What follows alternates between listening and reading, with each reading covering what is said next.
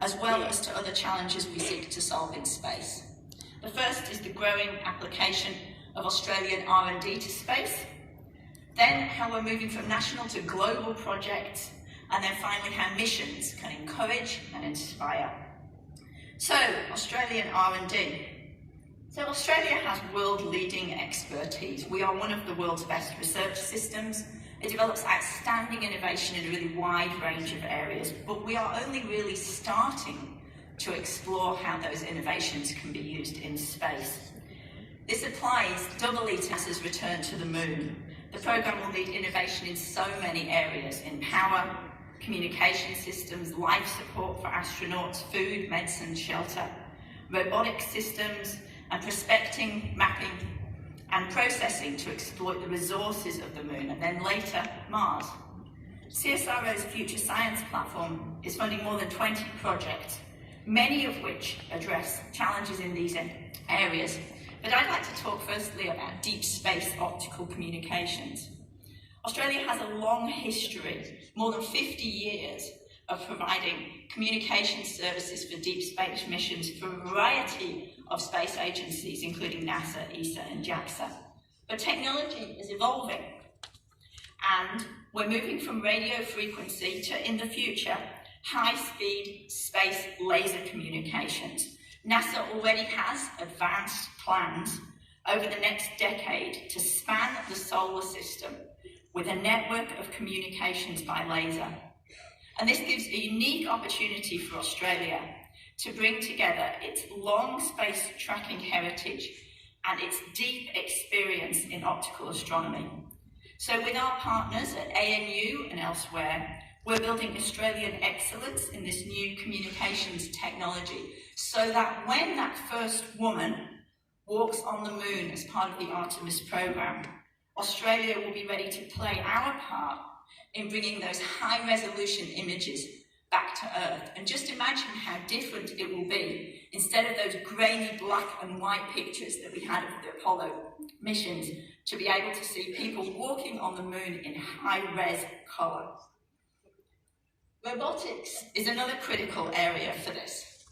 And CSIRO's Data 61 has developed space spiders. They're multi-legged robots which could potentially carry out maintenance tasks in space, because Data 61 is a world leader in robotics and has already designed a suite of walking robots, which you can see here, for a variety of different purposes. And that one on the bottom left is traversing the Mars yard at the Powerhouse Museum. But we have robots that can negotiate the floor of the Amazon rainforest, incredibly tricky terrain. And potentially it's things like this that we could use to explore that very difficult topography of the moon, which Megan talked about earlier. We have world-class infrastructure for testing these robots as well. High-end rapid prototyping machines, indoor testing, outdoor testing areas, including a forest and a creek, and a swimming pool for underwater robots. Possibly don't need that just yet for Mars. And the Southern Hemisphere's largest motion capture device for analysing robot movements. And all these facilities are available to robotics researchers across the country in government, industry and universities. And we look forward to collaborating with organisations like AROS in Western Australia and to using this capability and applying it to space. Because what we know is that the stringent requirements of space push us as hard as we can to develop new ideas and new technologies. And whether it's remote medicine or new methods of detecting resources, space breeds innovation. It lets us build businesses, create jobs, and improve our lives here on Earth. So then I want to talk about the move from national to global projects. And I want to use astronomy as an example. So Australia has been a leader for decades in radio astronomy. We have world-class instruments like Pearce and the new radio telescope ASCAP in Western Australia. But now we are moving to international partnerships. The next generation of radio telescopes need to be built by international collaborations, because we need to bring together the world's expertise and also their money. So Australia will host the Square Kilometre Array on the world's best radio quiet site in Western Australia. on behalf of 12 countries and along with our partners in South Africa. And the SKA Low Telescope, which will be built here, will push the boundaries of engineering and data analysis. Its 130,000 antennas will stretch beyond the horizon across 60 kilometres of the West Australian desert, looking back to the cosmic dawn, just after the Big Bang, when the first galaxies started to light the universe. But we can only do this as part of an international team. And the same applies for Australia's role in space exploration. We clearly need to work with others so that we can go to the moon and establish a presence there, and then even more so when we're talking about going to Mars. CSIRO has started exploring the possibility of an Australian CubeSat to Mars with international partners to support human exploration. It would be a great opportunity to bring together industry and academia, and as the Australian Space Research Conference goes on over the next few days, we'll hear more about these kinds of activities. The CubeSat would go into low Mars orbit with a science payload which would let us investigate habitability of Mars, for example, searching for water resources.